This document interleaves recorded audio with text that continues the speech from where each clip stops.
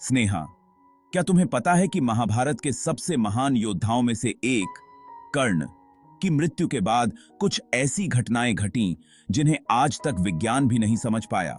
हाँ आदित्य, मैंने सुना है कि कर्ण की मृत्यु के बाद कुछ अद्भुत और रहस्यमयी बातें हुई। पर तुम किस घटना की बात कर रहे हो?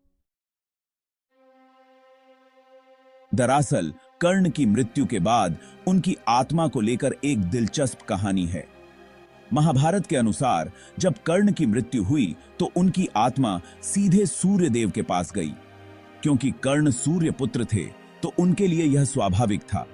लेकिन इसके बाद जो हुआ वह अत्यंत रहस्यमयी है। कहते हैं कि जब यमराज ने कर्ण की आत्मा को स्वर्ग जाने से रोका तो सूर्यदेव ने हस्तक्षेप किया। सूर्यदेव ने हस्तक्षेप क्यों किया? कर्ण ने तो जीवन भर दानवीरता और धर्म के मार्ग पर चलते हुए कर्तव्यों का पालन किया था। क्या उनके कर्म स्वर्ग के द्वार खोलने के लिए पर्याप्त नहीं थे? बात यह है कि कर्ण ने जीवन भर अपने भाइयों को पहचानने से इनकार किया और अपने धर्म के प्रति कई बार भ्रमित रहे। इसीलिए यमराज ने कहा कि कर्ण को पहले पापों का प्रायश्चित करना होगा। लेकिन सूर्यदेव ने यह तर्क दिया कि कर्ण को उनके महान दानवीरता और कर्तव्यों के कारण क्षमा किया जाना चाहिए। इसके बाद यमराज ने कर्ण को स्वर्ग में प्रवेश की अनुमति दी। लेकिन यह कहानी तो हर किसी को पता है। जो विज्ञान से परे है वह क्या है? सही कहा स्नेहा, रहस्य तो कर्ण की मृत्यु के बाद की घटनाओं में छिपा है। महाभारत में लिखा है कि जब कर्ण की मृत्यु हुई और उनका शरीर धरती पर पड़ा तो भगवान श्री कृष्ण ने अर्जुन से कहा कि कर्ण का अंतिम संस्कार भव्य तरीके से करना चाहिए। लेकिन जब अर्जुन ने कर्ण के शरीर को चीर कर देखा तो उनके शरीर से सोना और गहने निकले। क्या ये कैसे संभव हो सकता है? इंसान के शरीर से सोना और गहने कैसे निकल सकते हैं? ये तो किसी भी प्रकार से वैज्ञानिक रूप से संभव नहीं है। यही वह रहस्य है स्नेहा।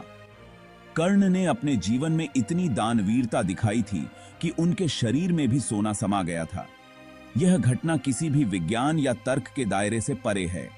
उनकी दानवीरता का इतना प्रभाव था कि मृत्यु के बाद भी उनके शरीर में सोना ही निकला। इस घटना को आज भी कोई वैज्ञानिक समझा नहीं पाया है। बिल्कुल, कई विद्वान मानते हैं कि कर्ण का यह सोने से भरा शरीर इस बात का प्रतीक है कि व्यक्ति के कर्म और उसकी दानवीरता मृत्यु के बाद भी उसका पीछा नहीं छोड़ती। कर्ण ने अपने जीवन में इतना कुछ दिया कि उसका परिणाम उनके शरीर में सोने के रूप में दिखाई दिया। यह एक आध्यात्मिक संदेश भी है कि हमें अपने कर्मों के परिणाम का सामना करना पड़ता है, चाहे वह इस जीवन में हो या मृत्यु के बाद। मैं सोच रही हूँ कि क्या यह घटना इस बात का प्रतीक नहीं हो सकती कि कर्ण का हृदय इतना पवित्र था कि उसे स्वर्ण के रूप में प्रतीकात्मक रूप से दर्शाया गया। शायद यह उस महानता का संकेत है जो उन्होंने अपने जीवन में हासिल की थी। हो सकता है स्नेहा। कर्ण का जीवन संघर्षों से भरा हुआ था, लेकिन उन्होंने हमेशा दूसरों के लिए त्याग और बलिदान किया।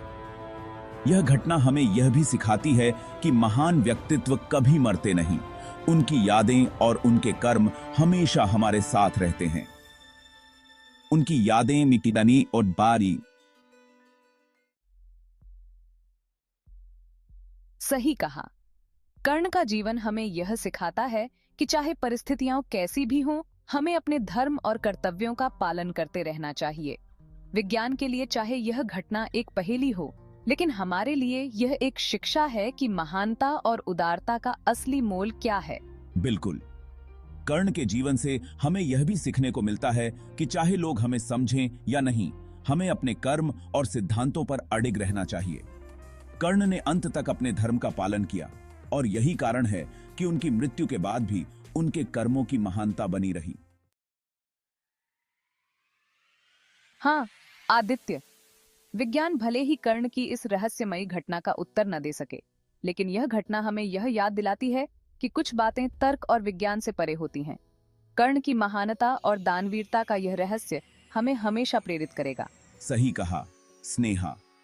कर्ण का जीवन और उनकी मृत्यु के बाद की यह घटना हमें यही सिखाती है कि सच्ची महानता अपने कर्मों से होती है, न कि किसी पद या प्रतिष्ठा से। यही कारण है कि कर्ण आज भी हमारी स्मृतियों में अमर हैं। बाकी की उनका असर है।